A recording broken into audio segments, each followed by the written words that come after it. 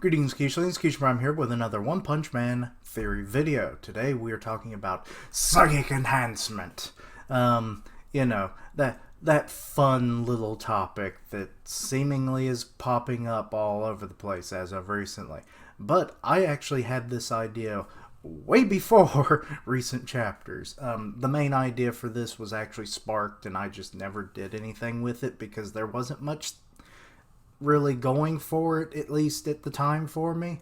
But now it seems much more prevalent, and I thought it was a good time to talk about it. But anyway, this was sparked during the fight between Nian and the support team, more specifically Gearspur, in Chapter 117, where Gearspur started unleashing massive amounts of psychokinetic energy after his helmet was broken in the previous Chapter 116. And, as his consciousness waned and he just passed out, his helmet, broke apart, revealing a scar running across his face. And I was like, holy crap. He was psychically enhanced via, brain surgery or whatever. Either gain powers, enhance his weak natural powers, or something there in the middle. And I was like, okay, this could go somewhere. And, like explained with Gearspur before, it's very likely that psychics and even non-powered humans may be enhanced via surgery, equipment, or other odd means of gaining psychic powers. And Gearspur isn't the only example in the series, as I'm looking back on it and everything. And one of the biggest examples that even technically before Gearspur was, I think it was chapter 93 or 94 with Evil Eye, another very powerful psychic, but he was a monster. Technically, I think one of the first we had seen in the series that was to be this prevalent, besides Guro and all that, but you know what I mean. And he mentions that he was, his power was increased by implanting the eyes of slain monsters that increased his hatred and his psychic powers of his, weak body, because he was formerly human, and he had weak powers to start off, but Guro had, enhanced him. And he became a pretty impressive psychic monster. More recently, we've had Psychos. A human with psychic powers who's just running the Monster Association, as you do. She boosted her own powers with some weird unknown elixir so that she could better match and combat Tatsumaki, the most powerful psychic in the series thus far. And speaking of Tatsumaki, we have, thanks to Vivhar, he reminded me of a few pages back in chapter 45, right there at the beginning. There's some interesting narration that I don't think I took much stock in back when I read those some years ago. But I was like, these bring in some interesting context. Because Fubuki, the weaker of the two psychic sisters, her and Tatsumaki, she weirdly says that it's if it wasn't for her, I would be the most powerful psychic. And I'm thinking, that's kind of weird, But then in chapter 128, we see a little flashback of presumably a younger Tatsumaki. I mean, some years prior. It's hard to really gauge how old she is because she already looks really young to begin with.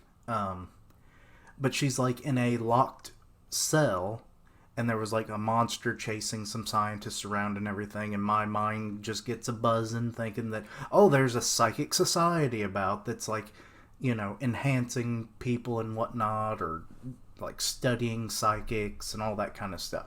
But then this got me thinking, it's knowing the Tatsumaki we know today, where she could just destroy a city no problem. How is it that a simple metal door is holding her back?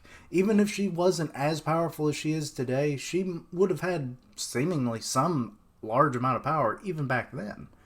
So that brings into mind for me that either she was like her powers were being dampened, like weakened by some kind of tech that group has that like weakens psychics so that like they don't get out of control or whatever, or after their enhancements they can be controlled and learn how to use their powers more efficiently so they don't become a danger to themselves and everybody else.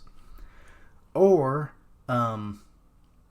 the another possibility is that Fubuki was actually the stronger of the two back then, but due to the enhancements and other machinations that they did to Tatsumaki, she actually like unlocked and unleashed like latent hidden potential inside of her that made her the stronger of the two, and which then possibly means that like amongst even close relatives, once you tap into potential, it can like vary from individual to individual, even amongst psychic or known psychic families.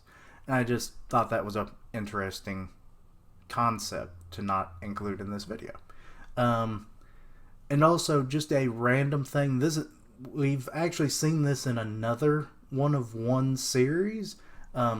His very good series. I did a full live reaction of it. Is Mob Psycho 100.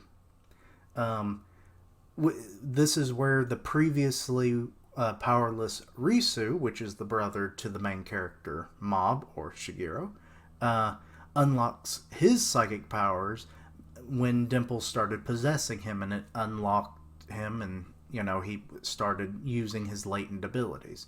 So I was like, okay, so psychic powers do run in families and all that, and that this could actually be elaborated even further in another video. So let me you let me know if you like that.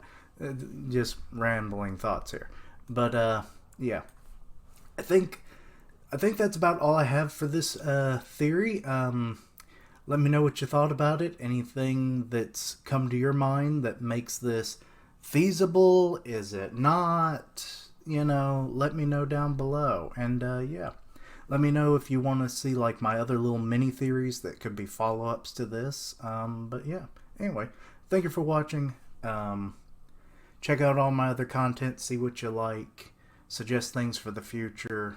Follow my social media so that you're always in the loop. I stream on Twitch and I'll tweet it out, so that's a way so you'll know when I'm streaming. And I'm part of the One Punch Man podcast, as I have been for like over 2 years now, something like that. I don't know. But anyway, on Grim Reaper's channel, where we talk about this stuff every time a new chapter comes out. And yeah, thank you for watching. Like, comment, and subscribe. And until next time, Quiche-lings, let the psychic powers flow through you.